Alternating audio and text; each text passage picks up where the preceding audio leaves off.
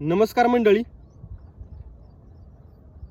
आमचा हा फलटण तालुका आणि जिथं आम्ही नेहमीच खेळण्यासाठी म्हणा किंवा सरावासाठी येतो ते हे ग्राउंड विमानतळ, फलटणचं विमानतळ. तर सांगायचं आहे असं की गेली कित्येक वर्ष सातत्यानं भरपूर मुलं इथं येऊन सराव करतायत, वेगवेगळ्या खेळांचं प्रॅक्टिस करतात, वेगवेगळ्या अकॅडमीची मुलं इथं येतात.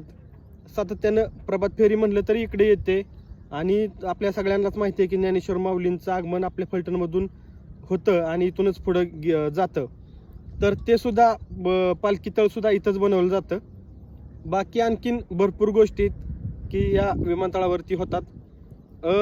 अभिमानाची गोष्ट म्हणजे की भारताची राजधानी मुंबई त्या ठिकाणी सुद्धा मला वाटत नाही की एवढं मोठं शहराच्या लगत एवढी मोठी मोकळी जागा मिळत असेल कुणाला म्हणून.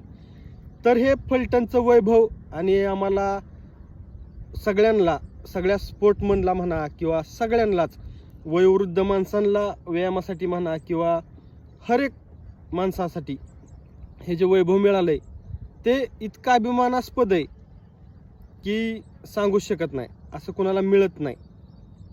सातत्यानं कितीतरी इथं सैनिक सुद्धा बनले असतील, कितीतरी जण पोलीस झाले असतील. तर ही ती माती या की म्हणतात ना की हळदी कुंकाचा टिळा कपाळाला लागल्यानंतर देवाचा संचार होतो असं आपण ऐकतो, पाहतो. त्याविषयी नाही बोलत आहे, पण त्याच उक्तीप्रमाणे ह्या ग्राउंडची जी माती आहे ना, इमानी इतबारी जर कपाळाला लावली ना तर खरोखर एक स्पोर्टमन आणि एक चांगला खेळाडू आणि चांगला फिटनेसचा माणूस तयार होतो यावरून सांगण्यासारखं आहे.